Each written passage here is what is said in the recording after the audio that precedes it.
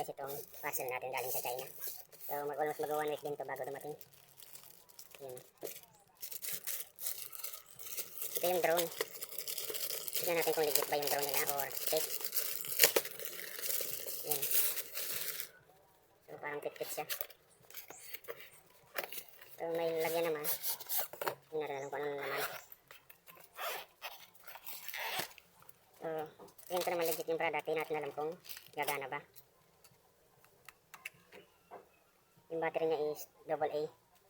Ayan, AA lang yung battery niya. Sa remote. Then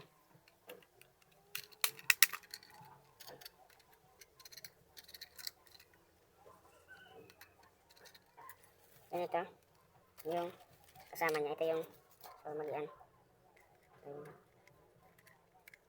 Parang marin yun siguro yun. Ayun. Ayun.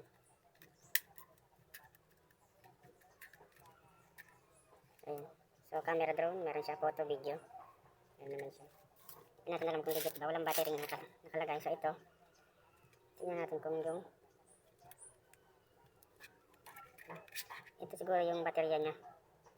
So rechargeable type. Yung pang smartphone na natural yung charger ng baterya niya. So tingnan natin kung okay naman ba. Wala pa tayong baterya. So ito yung sa remote control niya. So hindi pa natin na-try kung okay ba. Ayan. May kasama pala siyang charger. Yung nagamit siguro to or yung ano. Kompleto naman siguro yung ano nito. Yung sa LC. So ano ito? Yung previous niya or kasama sa drone. Or ito pa siguro yung ano. Yung gagamitin dito, di natin alam. Baka ito pa yung mga gamit pa dito sa drone natin inabil. Ayan. So maya ito try natin, testingin natin. Tingnan natin kasi ano tayo dito natin available na baterya. So itong AA lang. Try natin kung okay ba siya. So luma na to, pero tingin ko gagana pa naman kung working itong remote control nilang pinadala or itong drone is tingin ko gagana naman. Yung local lang itong ginamit natin. So, ayan. So, saan pa yung ano ito? So, guys, pag magka-calibrate ito na drone, tuturuan ko kayo kung paano siya i-operate. So, kita nyo to na, na remote control. So, ayan. Ang battery pala nito is yung AA na battery. Ayan, yung nilagay natin. Then, ito naman is mas maganda, mas mainam kung bibili kayo ng drone is for mga beginner or kagaya ko na beginner is yung mura lang muna yung bibili nyo for tawag dito para for educational purposes only. Ayan, disclaimer lang mga boss. And then pag ano kayo nito, magpapalipad kayo nito, kailangan nakaharap doon kasi ayan yung ilaw nya, tapos doon dapat. Then ito yung remote control. Ayan, yung remote control. Then pag mag-open tayo dito, may push button yan dito. Dinan lang natin. Ayun. Yung umilaw na. Blink na. Then ito naman, dinan din natin ito ang remote. Ayan. Yun. Tumunog na. It means nakalibrate na. O kumonekta na yung remote doon sa kay drone. Then pag ganito naman, ayan, harap tayo nasa harapan yung yung camera niya or yung ilaw niya. Doon tayo. Palagi tayo nakaharap doon. Then, papunta tayo din. Dito naman, pag pinindot nyo to, ito, pataas, is mag-on or ikot yung propeller. So, ganyan, no? Ito. Sa kaliwa, ayan. Ayun.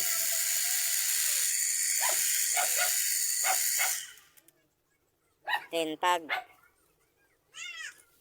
inabante ko pa yan, ito, isa ito, aangat na siya. Then, pag dito naman, pag sa baba, pag ibinaba natin yan is, unti-unting mamamatay yan. Ayan, no?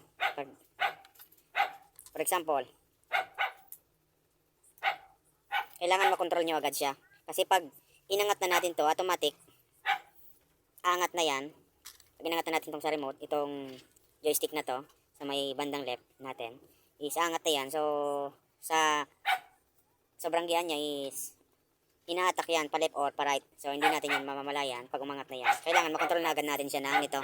So, yung purpose nito, left, right, saka left. Kung papunta yung umangat na yun dyan, is kailangan, for example, umangat to pa ganyan, kailangan mapindot na natin itong right na arrow para maano natin, makontrol na agad natin or makalibrate na natin. Then, pag umangat naman to na papunta dito, kasi mag-ganyan, so hindi natin mamamalayan, pag pinangat na natin is hindi natin makokontrol, dito tayo magbabase, is pinutin lang natin tong left. For example, ayan. So, para mas madali, pag magka-calibrate kayo nito, ayan, pag magka-calibrate tayo nito, kailangan hawakan natin dito sa may ano, igwa, calibrate natin ito niyan, yan. Tapos, for example, ayan. Wala tayong tagawak ng camera. Ayan. Sample lang naman to. For example ng ganyan. So ito yung ano, drone natin. Ay yung remote. Ito, on lang natin kasi angat na yan. So hawakan lang natin tong maigi na drone. So nakaharap yan doon sa papunta yan doon. So yan. Yan. Naka-on na. Then pag isang bit pa nito na joystick pataas. Ayan. Aangat yan. Angat na yan, mag-take off na yan.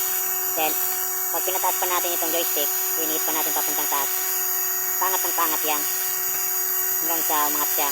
Then, pag pinababa naman natin to, ayan, mamamatay yan, yan. Yun yung ano nito, yung purpose ng itong sa remote niya. For example, ayan. Yun na natin. Ayan. Umikot yung propeller niya. Then yung pag-take off niyan, isa pang, ayan. Ayan. Yun. So, ganun. So, iangat natin. Yun. Bigla yan, bababa kasi binaba natin itong joystick niya. So, yan.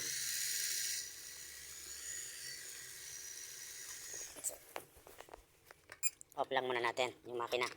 For example. So, on na natin.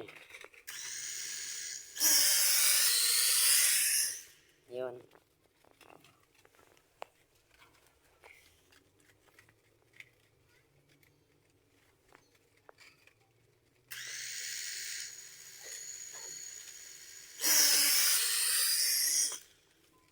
Ganun lang. Yung pagpagana niya. So, para hindi kayo mataranta, make sure itong sa left side is pag baguan pa lang kayo, angat na yan. So, for example, ayan. Isang feet nyo papataas is angat yan. Pag pinihit nyo na pinihit. So, pag ganyan, tumigil kasi nakakalibrate na yan. Automatic take off yan. Angat yan. Ayan na. Yun. Ganun lang. So, yun lang muna yung tutorial natin. Ayan.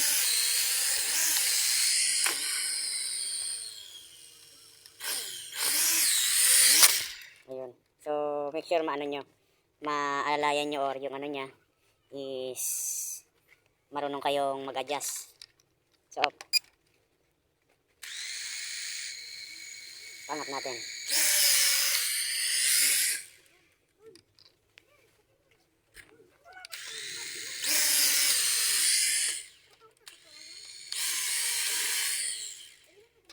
Ayan.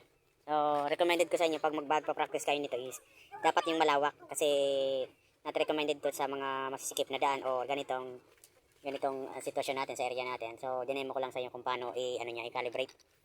Basta pag magka-calibrate siya is on nyo muna ito sa drone, then on nyo to, then up and down. For example, i-up muna natin to. I-up natin yan. Ayan. So, ayan, ganyan na yung tsura nya. Una natin yon ito. For calibrating, yun, nagbi-blink-blink. Then ito naman, on natin.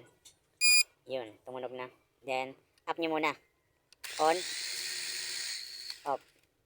So, meaning to say, makalibrate na yung drone natin gamit itong sa remote control. Then, sunod naman natin, on. Then, mataas na natin. Ayun. Ayun.